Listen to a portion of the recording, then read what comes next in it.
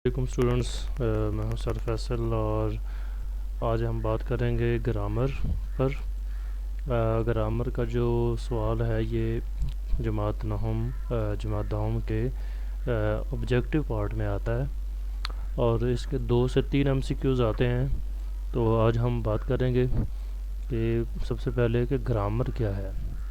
Grammar जो है वो किसी भी ज़बान को सीखने के लिए, उसे समझने के लिए और उसको दुरुस्त तलफ़ुज़ के साथ जो है वो बोलने के लिए ज़रूरी ख्याल की जाती है।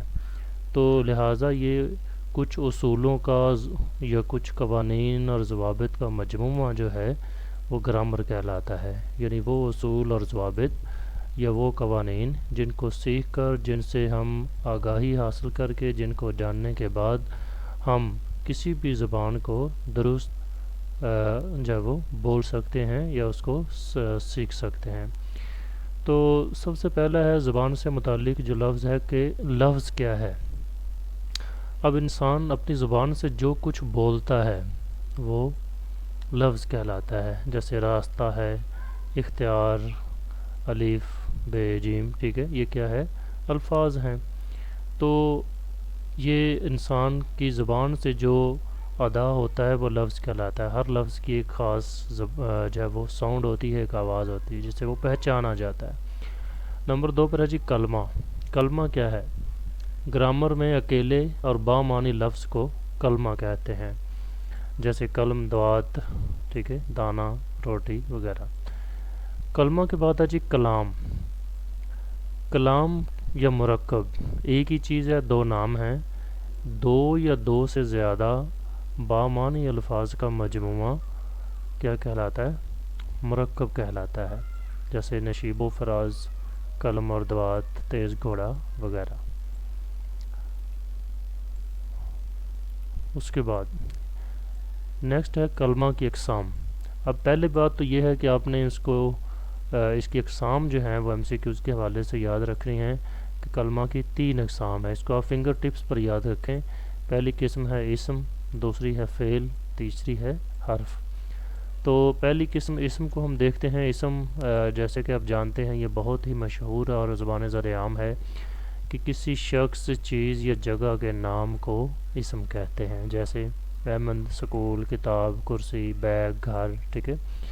फ़ेल क्या है, वर्ब होता है, इंग्लिश में इसको वर्ब कहते हैं। तो किसी काम का ज़माने के लिहाज से करना, होना या पाया जाना फ़ेल कहलाता है।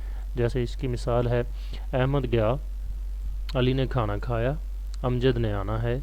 अब इसमें गया, खाया, आना ये क्या है, ये फ़ेल है। नंबर 3 पर है जी हर्फ।